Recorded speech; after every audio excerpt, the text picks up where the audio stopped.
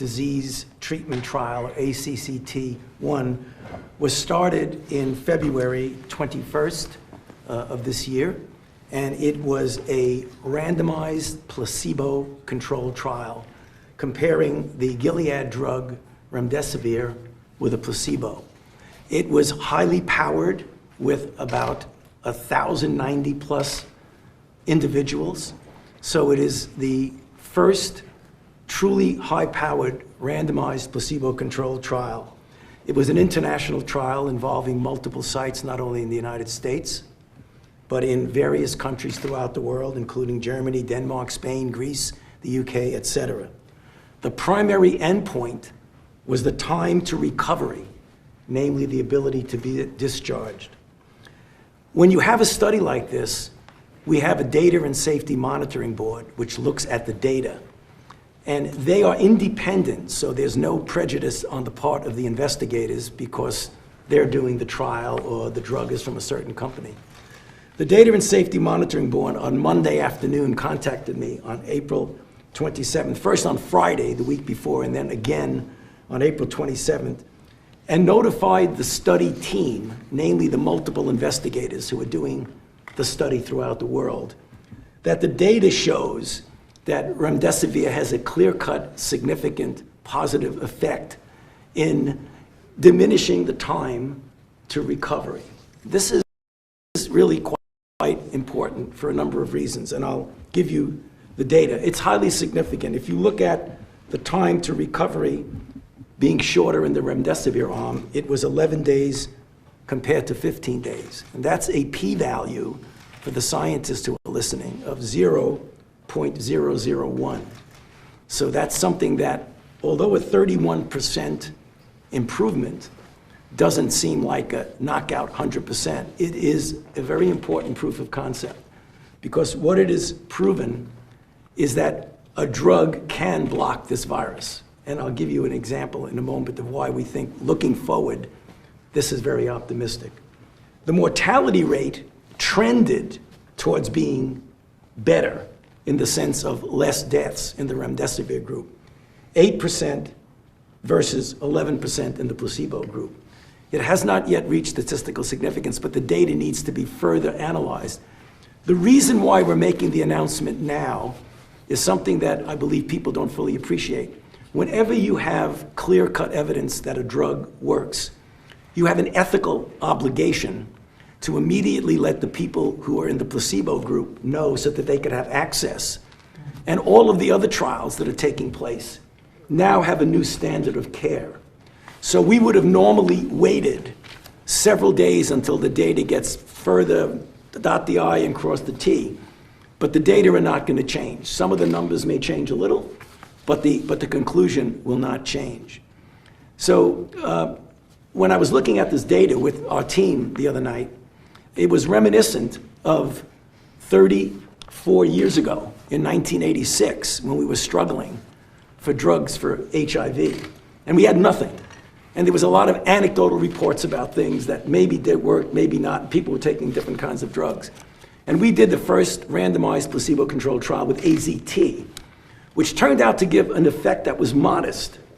But that was not the end game, because building on that every year after, we did better and better.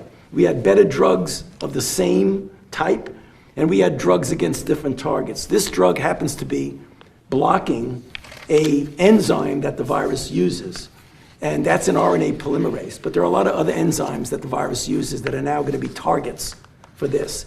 This will be the standard of care. And in fact, when we look at the other trials we're doing, we were going to do trial with another antiviral. Actually, it isn't an antiviral, it's an anti-inflammatory, a monoclonal antibody. We're going to now compare the combination of remdesivir with this. So as drugs come in, we're going to see if we could add on that. So bottom line, you're going to be hearing more details about this. This will be submitted to a peer-reviewed journal and will be peer-reviewed appropriately.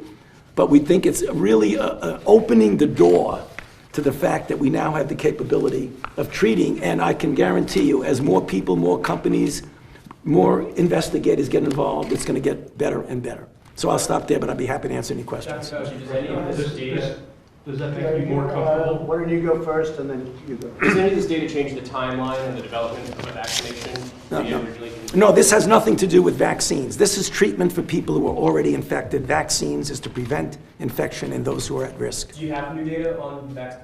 No, nothing more than that. What I continue at the press conferences that we have regularly, keep you up to date, that everything is on track with the phase 1 study. We're in the third part of it. We're going to go into phase 2 in the summer, but nothing has changed that anything I've said when we had press conferences. Tony, they're writing a lot about Oxford. We know Johnson & Johnson's well There's advanced. another candidate, another one of several candidates that are moving along, because we're going to have a lot of shots on goal when it comes to vaccines. That's good. That's great. Yeah, please go ahead. How does this news influence your thought process on states reopening their governments? Do you think people should be more comfortable knowing that there is a drug that is proven effective? Well, I think it's a beginning. I thought Tony explained it really well. It's a beginning. It means you build on it. I love that as a building block. You know, just as a building block, I love that. But certainly it's a positive. It's a very positive event from that standpoint. And we're going to be very careful as we open. A lot of people, a lot of governors are opening. I know you're very advanced. You're going to be very advanced in getting it going. But we're doing it very carefully. We've learned a lot over the last couple of months. And if there's a fire, we're going to put it out. If there's a little ember burning, we're going to put it out. We're going to put it out very quickly. And I think we've learned how to do that. There have been some areas that have really started up, and we put it out very quickly. So we've learned a lot. Yeah, please. Mr. President, the Stop the Spread guidelines expire tomorrow. Do you intend to extend those? Well, I'll let Mike. Do you want to explain what we're doing on that? I think, Mr. President, we've issued the guidelines. Now, it was actually 45 days ago. First 15 and then 30 days to slow the spread. Frankly, every state in America has embraced those guidelines at a minimum or even done more. And now our focus is working with states as governors like Governor John Bell Edwards unveil plans to open up their states again.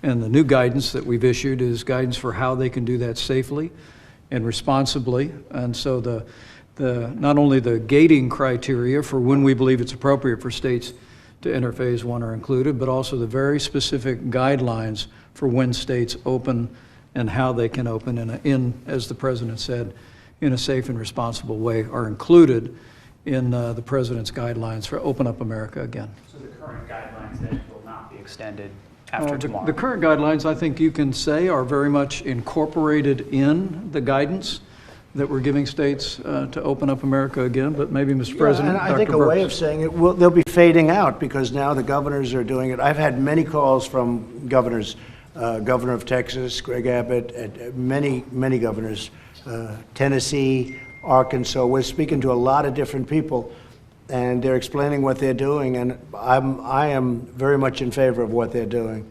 They're getting it going, and we're opening our country again. Do you want to explain that, please? Yeah, I think you could see from California, they made slow the spread the phase 1 of their 4 phases. So every governor is adapting both currently where we are and moving forward of how to move through phase 1, phase 2, phase 3. So if a governor feels like they haven't met the gating criteria, some of them have made that their own first phase 1 and some of them have made it phase 0. So we've been very encouraged to see how the federal guidelines have helped informed, or at least provide a framework for governors in moving forward all the way through from what they now call either phase 0 all the way through phase 3. And Ron DeSantis, as you know, governor of Florida, was here yesterday, and he gave, I thought, a really good presentation of how he's doing it, what he's doing, how he's opening. You might have seen it. I did. And he did a very good job. I thought, really you know, very Mr. good President, I would say that if you look at the plan that you had put out for 30 days to stop the spread, the mitigation measures that you promoted in that plan are carried forward in the guidelines for reopening. And so it's sort of a seamless way to do it by keeping those mitigation measures in place that you need to as you reopen, especially for the vulnerable population. So it's really, I would agree with the Vice President that it is carried forward, not just theoretically, but expressly in the document that you gave us, and I And thank you. thank you for mentioning the vulnerable people, because we've made it clear from over the last 8 weeks that there was certain risk groups that were particularly vulnerable to serious disease. That has held up. We see in most of reports about 95 to 96% of the individuals with serious disease and hospitalizations are still in those groups. I think in a way that's reassuring, but it also should be a message to all of our vulnerable populations, as we have said for the last 8 weeks in phase 1 and in phase 2, as well as in slow the spread. We've been very clear about them continuing to shelter and those families protecting them from becoming infected. Mr. President, what are you hoping to learn about China and the World Health Organization with this investigation you've commissioned with the intelligence agencies? Right, it's coming in, and I'm getting pieces already, and we're not happy about it. And we are by far the largest contributor to WHO, World Health, and they misled us. I don't know. They must have known more than they knew, because they came after what other people knew that weren't even involved. We knew things that they didn't know, and either they didn't know or they didn't tell us, or, right now they're literally a pipe organ for China. That's the way I view it. So we're seeing, and we're looking, and we're watching. And again, we give $500 million. We have over the years from 400 to 500 for a long time, for many years. And China is giving $38 million. And yet they seem to work for China. And they should have been in there early. They should have known what was going on, and they should have been able to stop it when you talk about stopping the spread or stopping the embers. That could have been stopped there. And then why did China allow planes to fly out, but not into China, but they allow planes to come out? And planes are coming out of Wuhan, and they're going all over the world. They're going to Italy, very, very big time to Italy. But they're going all over the world, but they're not going into China. What was that all about? So we had you'll hear. We're coming up with a very distinct recommendation, but we're not happy with it. We're not happy with it. Even today, I've heard some statements that are very positive. There's nothing positive about what happened in China having to do with this subject. Nothing positive at all. And I finished a number of months ago with a trade deal, and you would have thought it would have been like somebody would have said, hey, they could have stopped that at the source. They didn't have to let airplanes fly out and loads of people come out. And we're lucky, as Tony said, we're lucky that we stopped it in January, flowing into our country from China, outside of our citizens. People now say, oh, well, you shouldn't have let our citizens back in. Let's forget about that one. We're lucky we stopped in January. A lot of people, long after that date, as you know, thought that the measure that I took was much too strong. John Bell, we're lucky we stopped it then. We put a border, we put a ban on people coming in from China. So we'll have a recommendation pretty soon, but we are not happy with the World Health Organization. But just to clarify, a recommendation on what? On the World Health Organization, or a recommendation on China? What do you on mean? World Health with China to follow. Mr. President, can I ask a question of Dr. Fauci? There was also a study out of China of remdesivir that came out today that didn't find a significant statistical significance with treatment. I'm wondering if you saw that. It was a Lancet study, and why that. Yeah, it's an underpowered study, and it's not the kind of study that's the reason why I was very explicit in saying this is a randomized controlled, placebo-controlled trial that's powered to the tune of over 1,000 in hospitalized patients. And the endpoint was a clear endpoint, the time that you essentially are discharged, and the secondary endpoint to death. So even though, I don't like to poo-poo other studies, but that's not an adequate study, and everybody in the field feels that. Mr. President, what can you do to help businesses with liability issues as workers come back in states that have opened up? Well, as you know, we just worked with the meat processors, and if you think about it, a form of delivery, we have tremendous product, we have ample supply, but there was a bottleneck caused by this whole pandemic, and it was potentially pretty serious. And I just got off the phone with the biggest in the world. The biggest distributors there are, and the big companies that you've been reading about. They are so thrilled. They're so happy. They're all gung-ho, and we solved their problems. We unblocked some of the bottlenecks, and I'm sure you've seen it. I'm sure you've heard.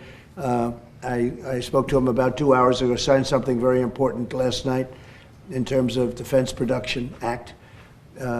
And it was very important. They were so happy. They're like, it's like a new business for them. They were being very unfairly treated, very unfairly treated. So the farmers are very happy, and the ranchers, and the companies that we're talking about.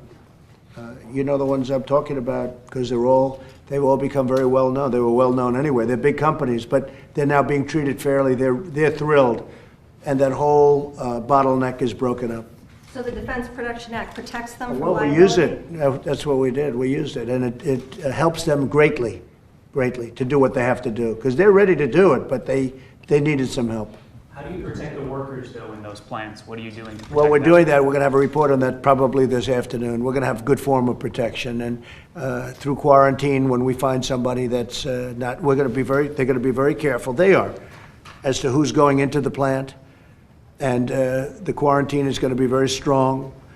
And we're going to make people better when they have a problem. We're going to get them better. Hopefully, they're going to get better. You know, we have a very good record of having people getting better. A lot of people don't talk about that, John Bell, where people go in statistically, but you don't read about the tremendous success we've had. We're just about #1 in the world in terms of success. Germany's doing well. We're doing well. A couple of countries are doing okay, but we're doing very well. So the statistics are very good on that. So we're gonna get them better. Yes, Steve? Just a quick follow-up to Dr. Fauci. When might we see remdesivir on the market? How soon might we see that? Well, right now, it's happening that the FDA, literally as we speak, is working with Gilead to figure out mechanisms to make this easily available to those who need it. With regard to getting to the market, will obviously have to be approved by the FDA for licensure, and the FDA is very well aware that this is something that is very important, so I'm sure they're going to be moving very expeditiously. But I can't give you a date. Tony, would this be used in the earlier phases or in the late phases? Again, thank you for that question, because there are a lot of different permutations. This is in hospitalized patients, and the endpoint was the time to discharge. So it's unclear yet right now from this study whether or not it would be better for early. We don't know. It could be. But we only make statements about what we've proven. And the only thing that's been proven now is in hospitalized patients. So good question, but we don't have the answer yet. Thank you. Mr. President, for fiscally speaking, GDP shrinks 4.8%. Curious your reaction on that, and what, if anything, you want to see out of another possible stimulus package? So if you look at what's going on in the market, where the market's at 24,000, and this came from us blind. We never knew. We had the greatest economy ever in the world, in the history of the world. We had the best economy. I say it openly. Nobody even challenges it. And they would if they thought I was wrong. We had the best economy ever, and we're going to have it again. What happened is, look at the market today, 24,000, above 24,000, I think, Kevin. In fact, I'll ask you to say a couple of things about that. But if you would have said that we would have had the worst pandemic since 1917, over 100 years ago, with the disturbance to 184 countries at least, because that was as of last week, and that a market would be, we're at 29,000 and now we're going to be at 24,000, and we were at a low. I think we're having one of the best weeks. We're having one of the best periods in terms of stock market, which to me is jobs and future. I don't view it as a stock, I view it as jobs and future. If you would have said to me that we'd be at 24,000, and we started off at, when I was elected, the number was much lower, much lower, as you know. It's called in the teens. But if you would have said we would have been at 24,000 with what we've gone through as a country, John Bell, it's pretty amazing. And I think I read where this is one of the best weeks in the stock market, this last short period of time, that we've had since the 1950s or 1940s. So I think there's a tremendous feeling of optimism in this country. I can only say that there's going to be a tremendous feeling of optimism. I think the third quarter is transitional. We're transiting into, but it's a very transitional period. I think it's going to do good, but I think the fourth quarter is going to be fantastic. I think next year, all of the fruits of what we've all done together between the doctors and the business people and yourself. Thank you very much. Of course, you're a doctor. But all of the work from the task force, all of the people that have worked so hard, we're going to have a tremendous year next year. And you're going to start to see that, I think, in the fourth quarter, maybe even in pieces of the third quarter. But that's, again, very transitional. Mr. President, spending, though, is there a day of reckoning coming with over $2 trillion spending? No, it's about growth. It's about growth. We're going to be in great shape because we're growing. And we could have done it the other way. You don't spend anything and you're flat for years. You know, there are ways of looking at it. You have to throw money at it, but we're throwing money at the people that lost their job unfairly. You saw some of the people yesterday in the White House where they were down and out, and we came along and helped them. So we could have been flat for a long time as a country, or we could grow. I think you're going to see tremendous growth. It's a stimulus, and it's a great stimulus. Now they want more stimulus, and they're pushing for things, though, but I don't know that we should be working with states that have been suffering through bad leadership or bad management for 25 years, and we're supposed to fix that. So we're going to have to talk about that. Mr. President, maybe they should have brought that up sooner.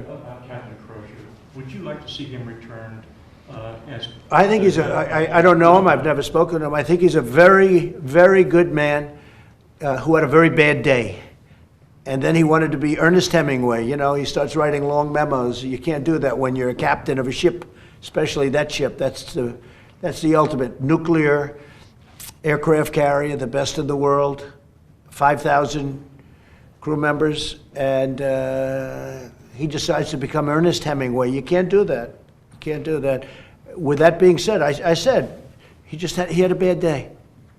We all have bad days. Secretary Esper asked for your advice on how to proceed. Well, I don't want to comment, but I have my feelings on it. And I just think he's a very good man who had a bad, and I think the acting secretary is a very good man also. And he had a bad day. They both had bad days. You want to know the truth? They both had bad days. And that can happen. They were under a lot of pressure because it went very public. And so they'll be seeing me at a certain point. But I think he's a very good man. I think they're both very good men. But you know, when you talk about spreading, so it started with 2 people, then it went to 12 people, then it went to, I got a report yesterday, it was 851 people. Now they have 5,000 people. So it starts with a little group, and then a few weeks later, how long is that? 4 weeks. 800 and some odd people. And they're sailors, they're young. There is one death, as you know. There's one death. There's about 10 people in the hospital right now, but we expect all to get better. But there is one death out of it. But that spread like wildfire, right? Think of that. You know, it was 2 and 12, and then we thought it ended at 41. You didn't think so. I don't think you thought so, right? Just the right environment for spread like that. It was a tough environment. Mr. President, on testing, yesterday you said that we will very soon be testing 5 million people. Well, I don't know where it doing came 5 up. million. Yeah, You said that. I'd like to refer to these 2 people because I don't know where it came up. Everyone kept saying, you said there'd be 5. That was a study that came out. Somebody came out with a study of 5 million people. Do I think we will? I think we will, but I never said it. We're testing millions of people. We're testing more people than any country in the world by far, by double, by much more than double, more than everybody else combined we're testing. But somebody started throwing around 5 million. I didn't say 5 million. Somebody said 5 million. I think it might have been the Harvard report. There was a report from Harvard, and they said 5 million. Well, we will be there, but I didn't say it. I mean, I didn't say it, but somebody came out with a report saying 5 million. It sounds like a lot. Yesterday, I looked at Deborah. I said, what's with the 5 million? I think that was from the Harvard report. But we are going to be there at a certain point. We'll be there, but we're more advanced than any country in the world on testing. And not only that, the testing is the best test, not only the most. We've not only done the most, even when you look at so many people, they love the Abbott Laboratories test. You might have had it. Did you have it today? Yes, sir, I did. He's Thank you. okay. You got a test out of this deal. I did. But everybody comes in, they give them the test. In 5 minutes, they know they're okay or they're not okay. So far, we haven't found anyone not okay. But it's a great test. But that was not even, nobody even thought of that 2 months ago or 3 months ago. You know, that was developed over a very short period of time, brilliantly developed by Abbott. So, no, we'll be at whatever number it is, but we're so far advanced over it. And, you know, it would be really good if the press would give credit for it to the people that have done such a good job, because they're always saying, well, you know, you're doing millions, but what about 5 million? I'm saying, where did that number, I keep asking, where does it come from? I really learned this morning, I think it was probably the Harvard said that'd be nice, and sure it'll be nice, and we'll be there, but again, we didn't say it. Who said it is a report. We have other reports talking about a much lower number, but we're doing better than anybody in the world by far. The people that have worked on it have been incredible.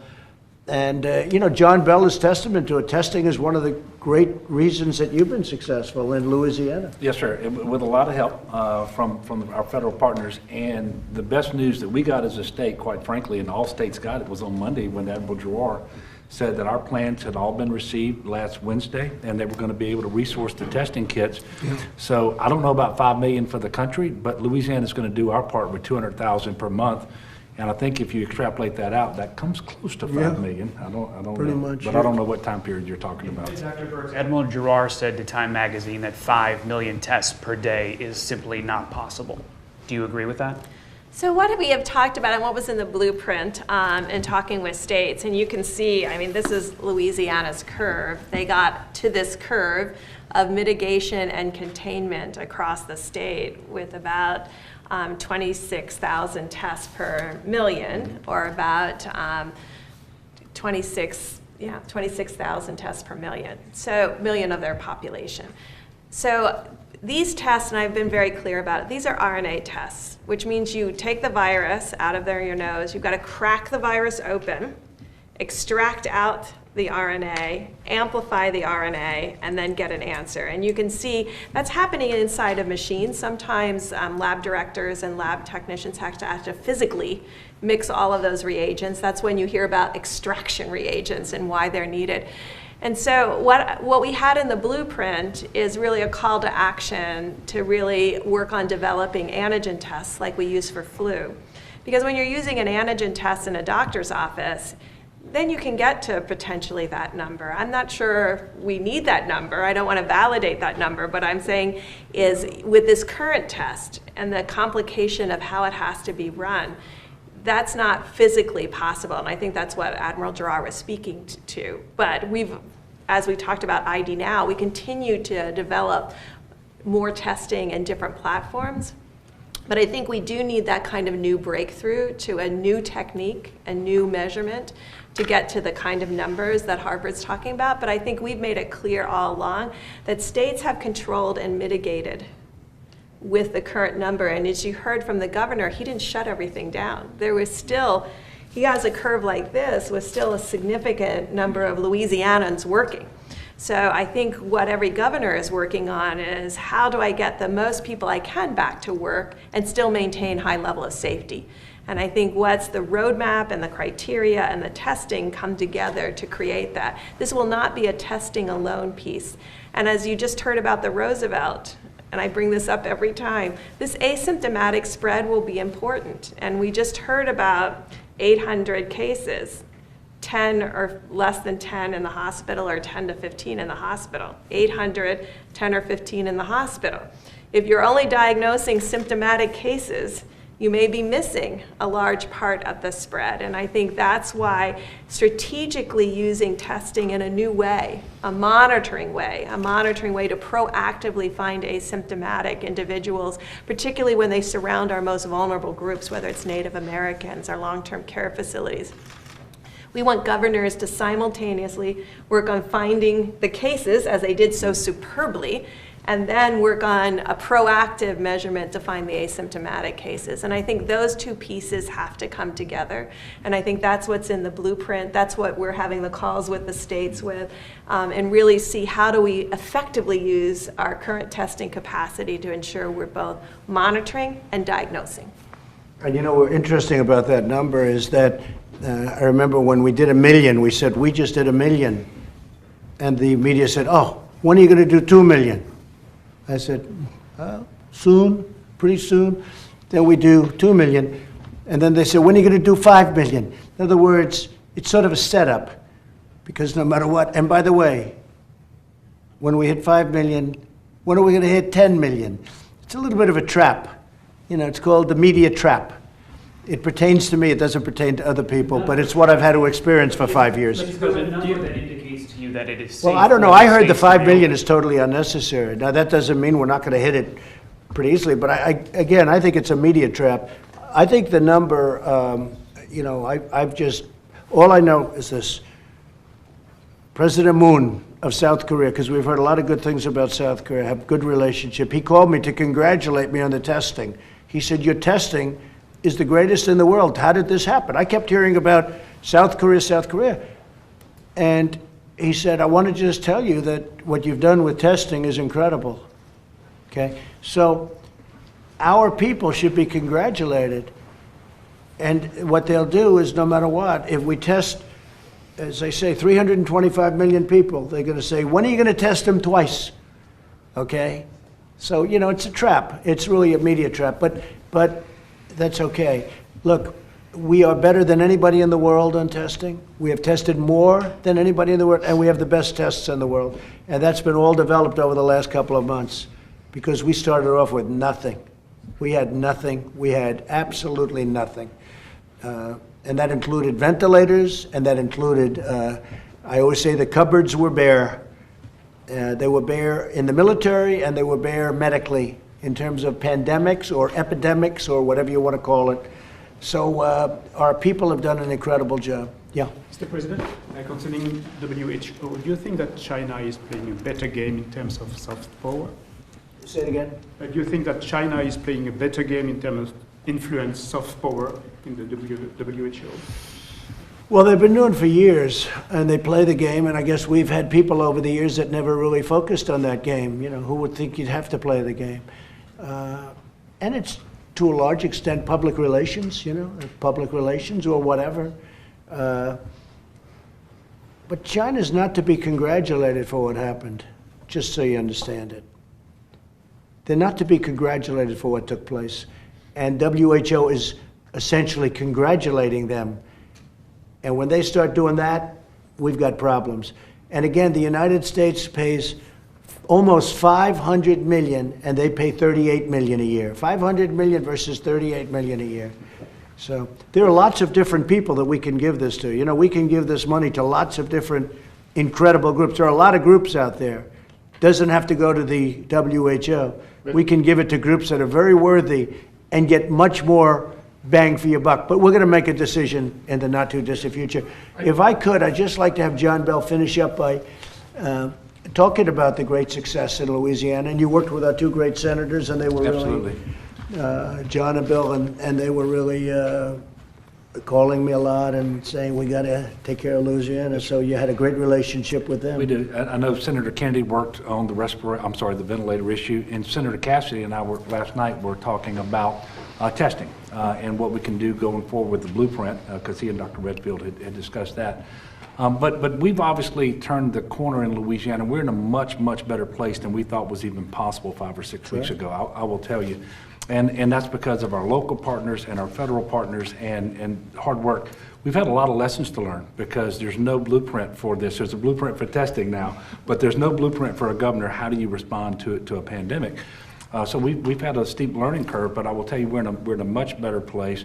The field medical stations that you provided, the Navy medical personnel that you sent to Louisiana, the testing that we had early was the key, and that has informed our testing strategy going forward. And we're excited about the opportunity to have the test kits that we need allocated starting in the month of May to get to the 200,000. We'll do 43 persons per 1,000. That's what we're going to get to in Louisiana, and we're going to be in much better shape after that, Mr. President. We look forward to getting past this, returning to a newer sense of normalcy, which I don't think will come officially and fully until we get the vaccine. But we're looking forward to moving, ahead and just appreciate your work and your contributions to our efforts. It's been very helpful. Well, it's an honor working with you and the people of Louisiana. Great people. They've really gone through a lot. Well, I'll just say they're the best. I'll tell you what, they're right there. I agree. They're great people. Do you feel like you have enough test kits and supplies to run as many tests as you think you need? Well, what I believe is that with the commitments that were made this past Monday by Admiral Giroir, that having looked at all 50 state plans for testing going forward, that they've committed to resourcing Louisiana's request for 200,000 test kits per month. That gets us to 43 out of every 1,000 tested every month. We believe that that's sufficient for us to move forward as we are able to start reopening the economy. We know the lab capacity is there. We have Dr. BU here with me. He's done a phenomenal job. He's responsible in large measure for that curve coming down. And so we feel pretty good at that level. And that's one of the reasons I wanted to be able to come up here today at the President's invitation to thank him for that commitment. Because this, I'm only speaking for myself, but having been part of all the calls with the governors, this is the big piece that we've been looking for. And with that commitment, we really feel much better about going forward. That's great. Great job. Would you like to say something, Doctor? We know the importance of testing. We can't treat what we don't find. And early on, we knew that we had a problem and we knew that we needed to surge our testing. And so we were grateful to have that support, especially in the epicenter in New Orleans, in the parishes right around there, so that we could get a sense of what's going on with COVID. And then we've continued that pattern through the rest of the state. Well, it's been great, and all of that is coming. Everything went, and now it's coming, and you'll be in a position. I think you said 43. That's a big number. That's a great number. If you could do that, that'd be a fantastic number. One thing I think I'd like to just finish by saying, so we reached 1 million cases, and that's a tremendous amount. And the reason is because of testing, because other countries don't test. So if you don't test, you're not going to find cases. The reason we have 1 million, take a look at number 2. Number 2 is a fraction of that. Because they don't test. They don't have the ability to do what we're doing. So it's a number that in one way sounds bad, but in another way is really actually an indication that our testing is so superior. I mean, to think that we have more cases than China. Does anybody really believe that? But the testing is different. And I think also the transparency is much different. Transparency is like from day and night. We are totally transparent, whatever it is, it is. But because of our great testing and because of what we've done and the amount we've done, we are able to point out far more cases than anybody else has. If other countries did the kind of testing that we had, now we're a much bigger country than most also in terms of people, but if other countries did this kind of testing, you'd see numbers that would be much different. Okay? Thank you all very much. Thank you. Mr. President, how essential is it to you that these states wait 14 days? Come on, guys. Thanks, guys. Thank you.